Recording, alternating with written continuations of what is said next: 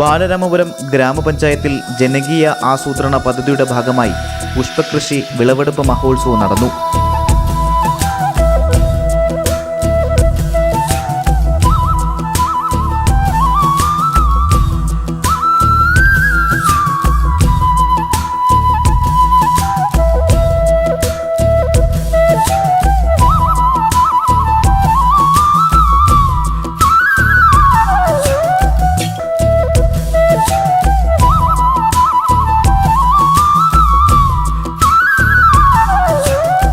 ഓണനാളുകളുടെ ഐശ്വര്യവും സമൃദ്ധിയുമെല്ലാം ഇവിടെ നമ്മുടെ ബാലരാമപുരം പഞ്ചായത്തിലെ പുഷ്പകൃഷിയിൽ തെളിഞ്ഞു നിൽക്കുകയാണ്.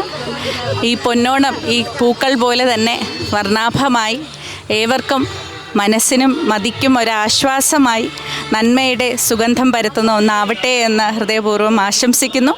ഇതിൻ്റെ പിന്നിൽ പ്രവർത്തിച്ച എല്ലാ സജ്ജനങ്ങൾക്കും ഒരിക്കൽ കൂടി സ്നേഹം, നമസ്കാരം.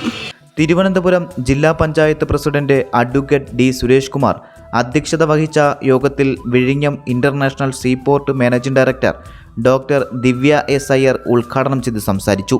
ചടങ്ങിൽ ബാലരാമപുരം പഞ്ചായത്ത് പ്രസിഡന്റ് വി മോഹനൻ സ്വാഗതം പറഞ്ഞു. Nemam block panchayat president advocate S K Preeja മുഖ്യപ്രഭാഷണവും നടത്തി.